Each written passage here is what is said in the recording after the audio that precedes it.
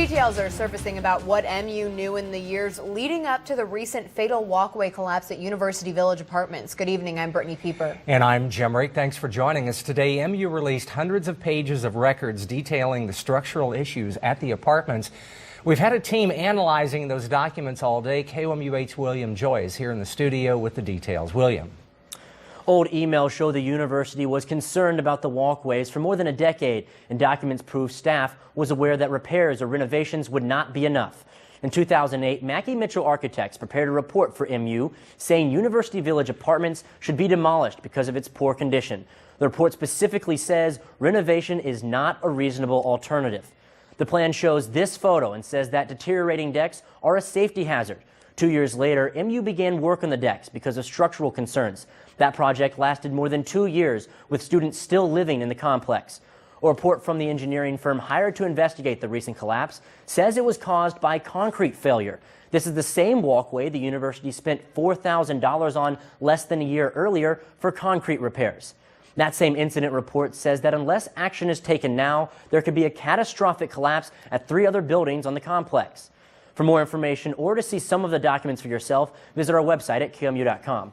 Also tune in to our coverage tomorrow, and we'll ask MU why it failed to follow the recommended suggestions. Deputies surrounded a Miller County home today in a standoff. They say it began about 10 a.m. and ended 4 hours later when the suspect walked out of the house with his hands in the air. Columbia police confirmed the suspect is 38-year-old Scott Peoples. A reported kidnapping started the standoff. Columbia police say the kidnapping victim lived with Peoples in their joint Columbia home. The victim says she escaped from Peoples to make a 911 call for help. He didn't want to come out of the house to talk to us. Then after about 4.5, 5 hours, he came out and turned himself over to us, and we arrested him and took him to Miller County Jail. Miller County deputies are holding Peoples at that county jail. They wouldn't comment on how the crime shifted from Columbia to Miller County, only that the victim called from Columbia and deputies found Peoples in Miller County. Police in the city of Bourbon, located about 2 hours southeast of Columbia here on the map, say that an officer shot and killed a man who led officers on a high-speed chase. An officer tried to stop the driver around 10:30 this morning after recognizing the vehicle was wanted in another incident. The driver refused to stop, leading onto a chase that went all the way up J and ended at Fan Road in Crawford County. That's where that car crashed, and the officer shot and killed 50-year-old Gary Wenzel. The Missouri State Highway Patrol's Division of Drug and Crime Control is investigating the shooting. A bill proposing a 72-hour delay on abortions hit both the Missouri House and Senate floors today. The controversial bill is sparking debate statewide. KOMU8's Katie Kreider is live at the Capitol to tell us what lawmakers are saying. Both the Missouri House and Senate debated their own versions of a bill today that would put a 72-hour time minimum on when a woman can decide to have an abortion. Now, that means a woman would have to wait 3 days after hearing all of the medical information she's required by law to hear until she can decide whether or not she wants to have an abortion. Current Missouri law means that already says they have to wait 24 hours. Now, it did get initial approval in the House today. The biggest debate came from the provision that would make them watch an informational video on information they're already required by law to hear. Now, the Senate is still debating it, and their biggest issue is the 72-hour deadline. Say if you were to buy a condominium and there's a grace period there of when you can go over the information. Say you sign the contract and you want to do it, but there's a grace period that you can, after like 5 to 7 days, depends on which state it is, that you can say, no, I've looked at the information and I've decided that I don't want to do this. You know, this is a bad piece of legislation. Hopefully, you know, this bill just, you know, again, go down in flame. You should not be in the womb of a woman. That's not your job. Now, the Senate is moving into their third hour of debate on this bill. They do plan to give initial approval to it tonight. Reporting live from the state capitol, Katie Kreider, KOMU8 News. Right now, the room at the Inn Winter Shelter is providing warmth and safety for the last time this year. KOMU8's Elizabeth Coleman joins us live from the current home of the shelter, Broadway Christian Church, to share how one volunteer there is working to inspire homeless guests. Since January, the room at the Inn has seen roughly 200 different people walk through the door. Although they are all unique, they all share the similarity of being homeless. This year, though, there's a new volunteer who's able to empathize with those guests. It's hard for me to even grasp. Last year, I was checking in. For the past 3 years, Lisa Payne found herself here. Our mission is to provide a warm and safe place to sleep. A guest at Room at the Inn Winter Shelter. As a result of different circumstances, Payne found herself homeless and living out of a car with her husband while battling addiction. Alcohol was it was eating me up. Last year, Payne and her husband stayed at the shelter, but in April, her addiction took its toll on her body and she was put on life support. But support from the shelter never stopped. They were there all the time. The Room at the Inn volunteers, they remembered me. People from the churches, it was amazing. Eventually, Payne pulled through not only her illness, but out of homelessness. And now she pays it forward as a volunteer at the shelter.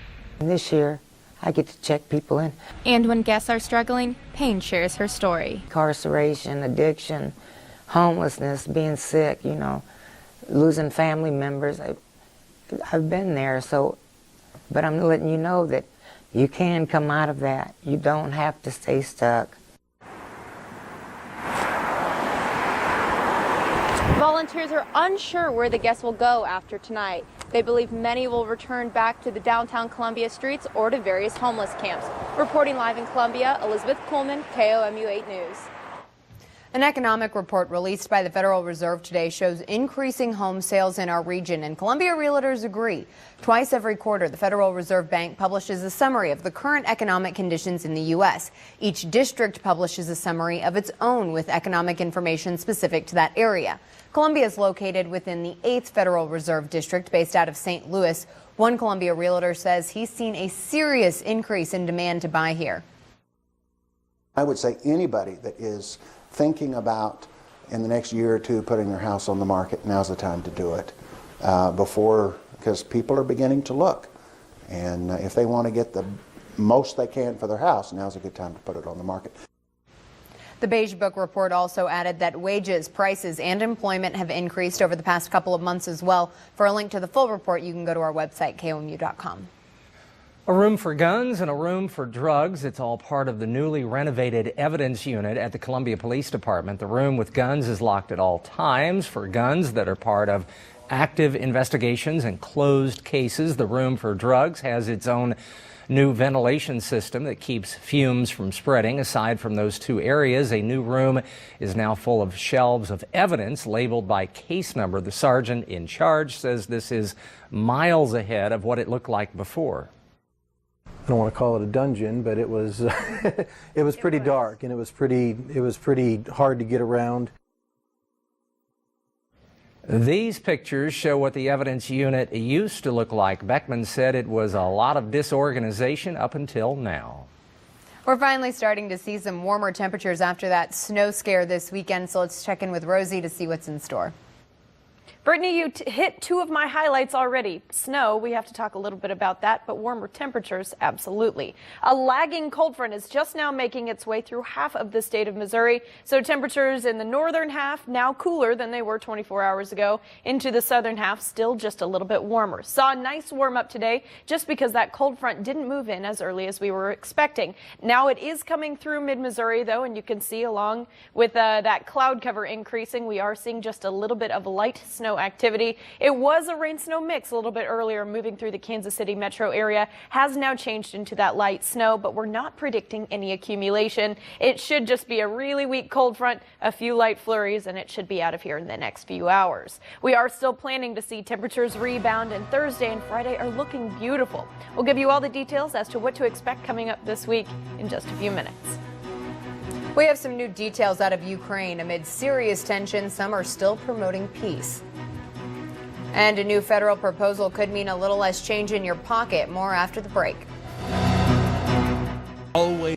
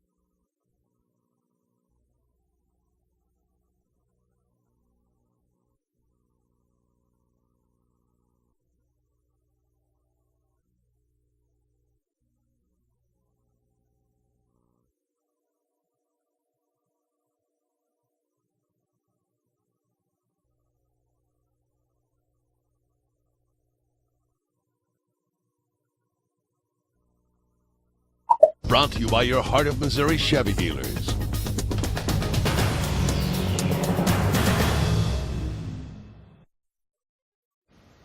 Welcome back, everyone, on your Wednesday night. What did we witness today? Laziness, and it actually really worked in our favor. We were expecting the cold front that's now starting to move through half of the state of Missouri, kind of bisecting us between cooler temperatures up off to the north and warmer temperatures down to the south. But because that cold front didn't move through as quickly as we were expecting, that means that the cloud cover today was a little bit lighter, which meant more sun down to the ground, and a lot of us with much warmer temperatures than we were expecting. Top temperature today at the Columbia Regional Airport, 49 degrees. Now temperatures are looking pretty stable heading into tomorrow. I think we'll rebound beautifully from the cold front tonight, but we have to talk through that cold front first. So here's what you can see in the last 12 hours on our satellite and radar composite, kind of that southwest to northeast tilt of this snow system. And it was just a little bit of rain mixed in there as well, but it looks like we're getting cool enough in the upper layers of our atmosphere to see it change all over to snow. Again, we're not predicting any sort of accumulation here. It's pretty weak. It's just a light little system giving us a few shots at flurries before it heads on out.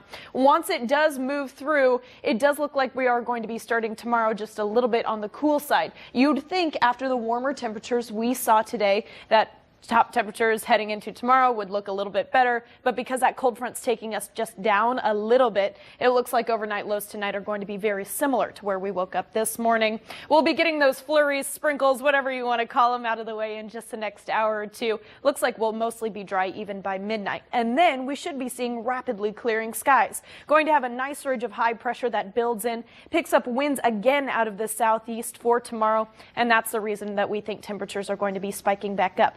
Most of us into the middle 40s. I wouldn't be surprised to see upper 40s tomorrow, which is great under those mostly sunny skies. And that sunshine expected to continue on into Friday. Friday has looked the entire week like it was going to be the best day of the week. Now it's looking like most of us are going to be hanging out, if not into those upper 50s, maybe even right around that 60-degree mark. That's important because it's the push right before a new front moves in, which is going to be giving us a chance of precip as early as Friday night, but really going to be affecting us for the most part on Saturday. We're hoping right now, guys, for us to be warm enough to see that just come down in cold rain form, not in the form of any sort of rain-snow mix. Otherwise, nothing but 40s and 50s in this forecast. Jim, I know you kind of beat the odds. You were able to get out there today and do a little bit of golfing. It was right? warmer than expected, and I woke up and it was pleasurable. Love okay? it. All right, thanks, Rosie. Sure. With the release of the 2015 budget, President Obama is thinking about pinching pennies and nixing nickels. KOMU8's Alexandra Pierce joins us in the studio to tell us why those coins could soon become extinct. The 2015 budget points out the manufacturing of these two coins hasn't changed in decades, which is why the Treasury Department has been reviewing the coins' production to see how they can make the government more efficient. A penny saved is a penny earned, but that might not be the case anymore. President Obama is thinking of phasing out pennies and nickels, or at least using different metals to make them. Conrad Brown owns Sunrise Laundromat and says he's never accepted pennies in his machines and hasn't used nickels since the 60s. People leave them on the floor here. You pick them up, you probably get 10, 15, 20 cents a week just because people don't use them. But not everyone thinks pennies are pointless. I don't think people are going to want to get rid of the pennies, though. I mean, it's just people like them. If you do away with the penny, it could also affect prices.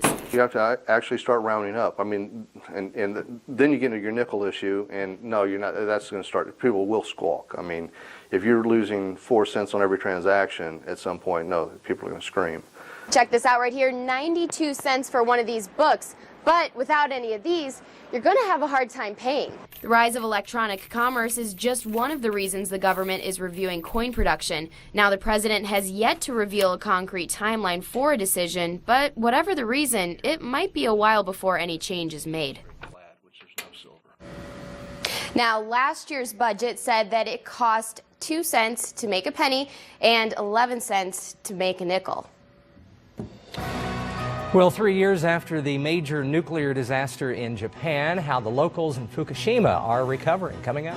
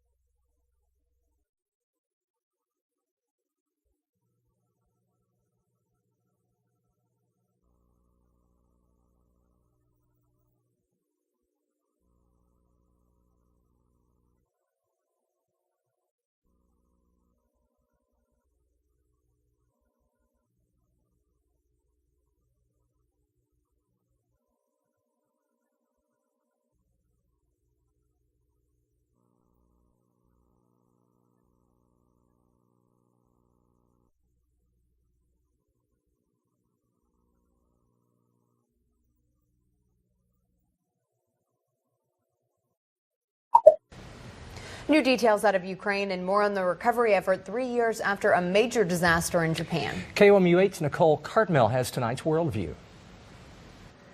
Here's the latest on the conflict in Ukraine. Russian Navy vessels aren't backing down, blocking Ukrainian military ships in a major port city. But back in Crimea, women of the region took to the streets in a peace march. Several hundred women took part in the march, carrying signs reading, "No to war" and "We are for peace." Meanwhile, pro-Russian protesters recaptured a government building in eastern Ukraine. The protesters flew the Russian flag from its roof after taking control. Fishermen in Fukushima, Japan are getting back to work for the first time in nearly 3 years. Waterways in Fukushima were deemed dangerous after a nuclear disaster at the plant, but today local fishermen say things are looking up. They tested a catch of ice fish. It's one of 33 types of fish designated safe to eat despite having some levels of radiation. The fish will be shipped to Tokyo Thursday. And Pope Francis celebrated his first Ash Wednesday service today as head of the Catholic Church. He led a large service to mark the start of Lent season, which lasts for the next 40 days. In his homily, Francis talked about power struggles that he sees in his daily life. Some have speculated if the Pope was sending a message to his Roman Curia members and environment he is trying to reform. Lent helps Roman Catholics prepare for Easter, which falls on April 20th this year. And that's your look around the world tonight. Tigers faced Texas A&M tonight at Mizzou Arena. It was an exciting game. That's coming up in sports.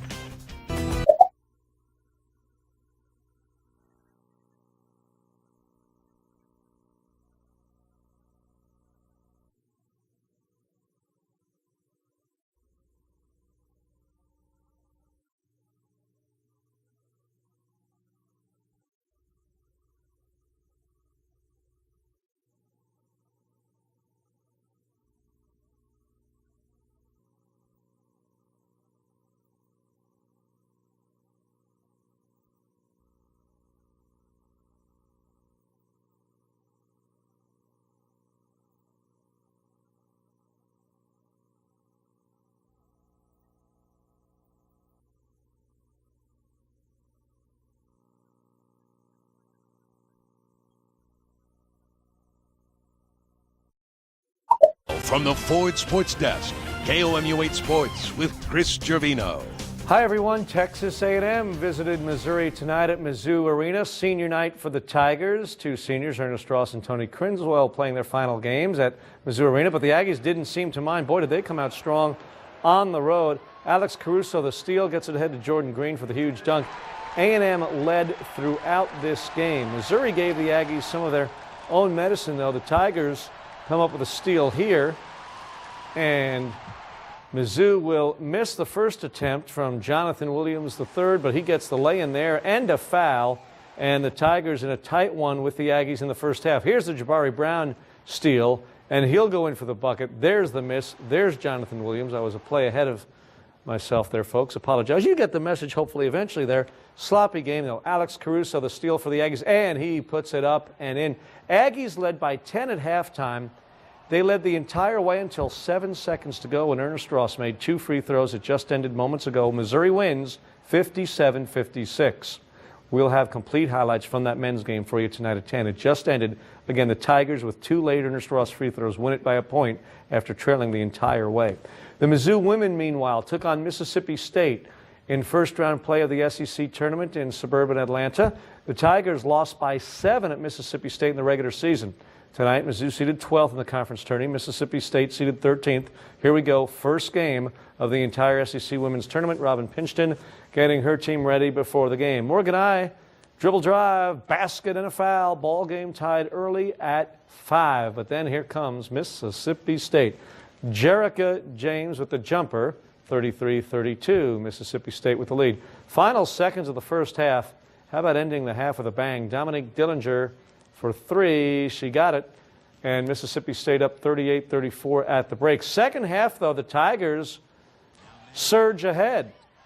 Maddie Stock, the pass to Kayla McDowell for 2. Tigers up 44-43. Watch this play, though. Katia May takes the charge for Mississippi State. That was Leanna Doty's 5th foul, so the Tigers starting point guard had to watch the end of the game from the bench, and Mississippi State took over and won it 73-70 despite 18 points and 11 rebounds for Bree Koulis. So the Tiger women now expect to get a bid at least to the WNIT after a one-and-done effort at the SEC Women's Tournament. That's sports. Lumberland's Megan.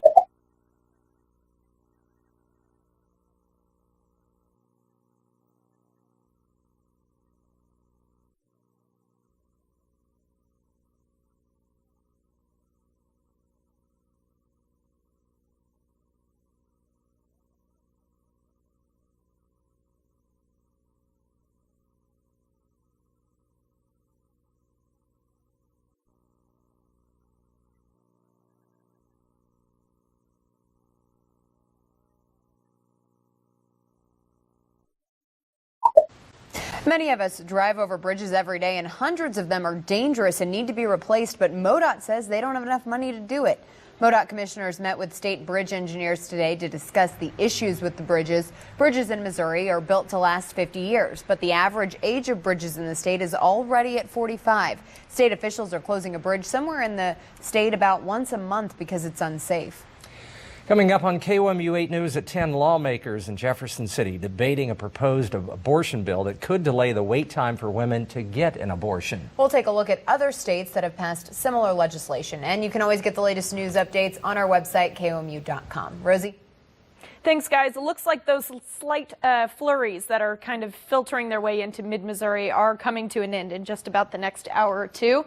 It looks like we're going to be seeing mostly cloudy skies. Otherwise, temperatures pretty steady heading into tomorrow morning. I think you guys are going to like Thursday and Friday. Highs into the 40s, then highs into the 50s, maybe even into the low 60s by Friday afternoon if we all keep our fingers crossed. And then our next chance of rain moves in for Saturday. Everyone, cross your fingers. What happened tonight at Mizzou Arena? Tigers survive. They win by 1 on 2 late free throws from senior Ernest Ross. I love it.